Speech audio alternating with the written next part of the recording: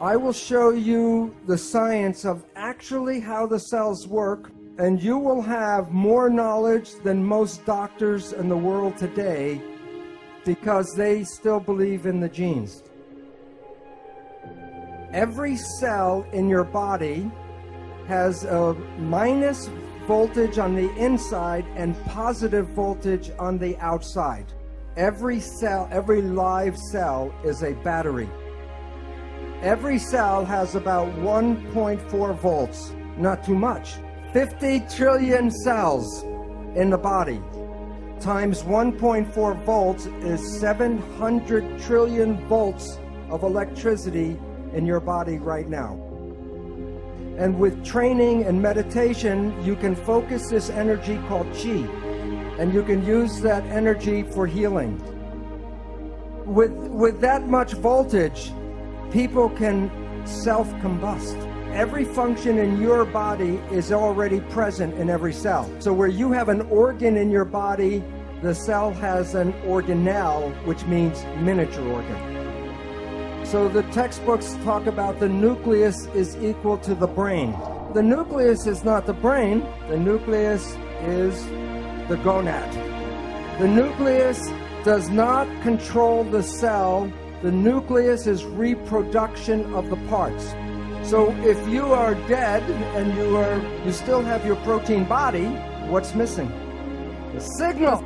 So when a signal binds to a protein, what happens to the protein? It moves. It makes behavior. If you are healthy, your behavior is good. But if you have a dis-ease, the behavior is not right. What can cause disease? There's only two things. Either the protein is bad or the signal is bad. People with bad proteins got them from birth defects, because if you were born with defective genes and the genes make the protein, then the protein is defective. But less than 5% of the population has birth defects. That means 95% of the people should have a healthy, happy existence. But if you were one of the healthy people and now you are sick, what would cause the problem? There are only 3 ways to mess up the signal. 1, trauma. So if I fall off the stage and wrench my back, the signal is interfered with. Number 2, toxins. If the chemistry is not good inside the body, the signal cannot be passed through bad chemicals.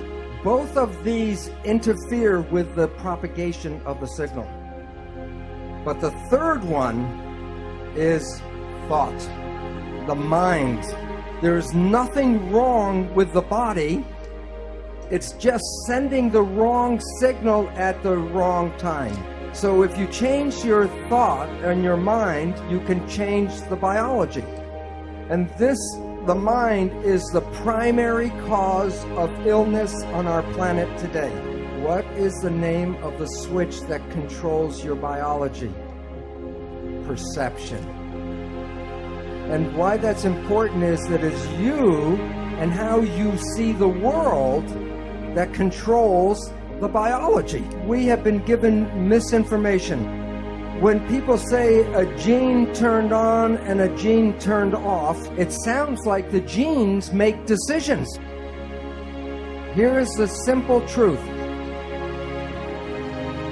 A gene is a blueprint. The gene does no control. The gene is never on or off. The gene is red or not red. And what do you think controls the signal? Perception. You are not the victim of your genes because you control your genes. One gene blueprint, using epigenetic control, can make 30,000 different proteins from one blueprint. So you can come with good genes and then through epigenetic control create cancer, diabetes, and it has nothing to do with the genes but epigenetic control. It returns responsibility for your health to you, and you are not the victim of your genes. Yet every day the media still tells you that genes control this and genes control that.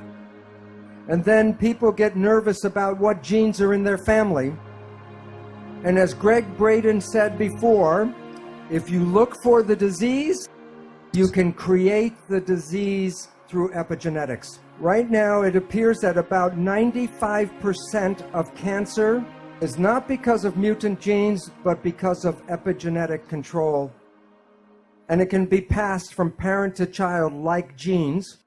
But the difference is you can change your epigenetics at any time. If you change your perception, you change the reading of your genes.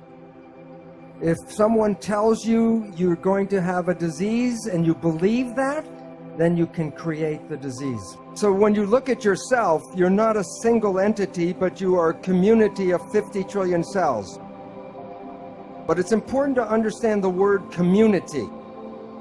Every cell is intelligent, but when they're in a community, they give up their personal intelligence and respond to the central voice. In that community, that a cell must follow what the central voice is. And if the central voice says to die, the cells will die. The central voice is the mind. There are signals from the environment, the internal and external environment.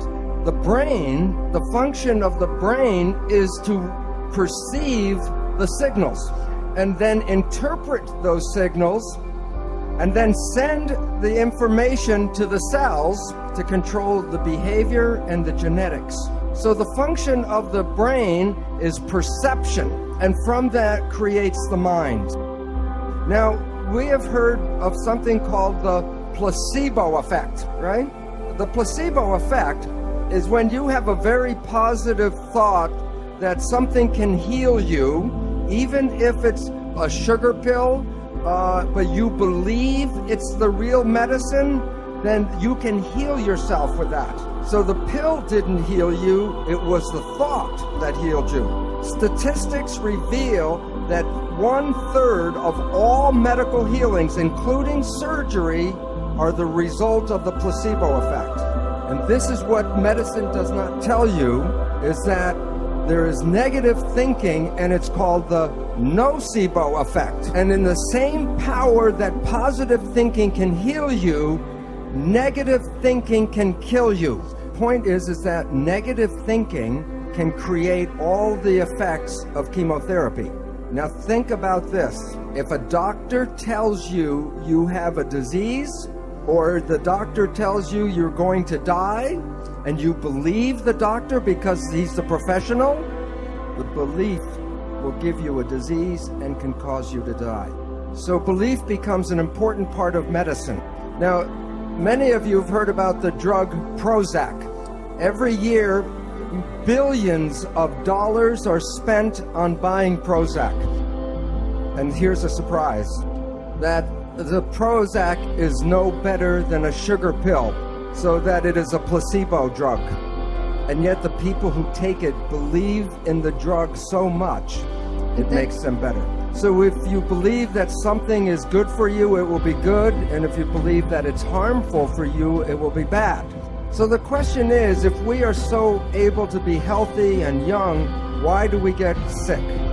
And one of the most important reasons is stress.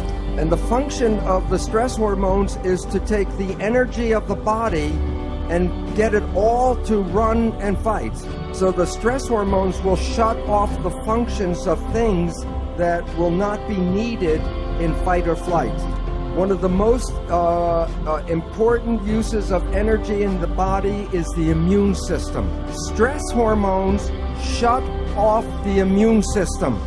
And the significance is every one of you right now is infected with almost all of the disease germs that humans have. Right now, if I take a blood sample, I will show you you all have viruses and bacteria and parasites.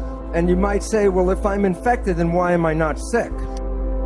Because if your immune system is working properly, it will suppress these parasites and germs.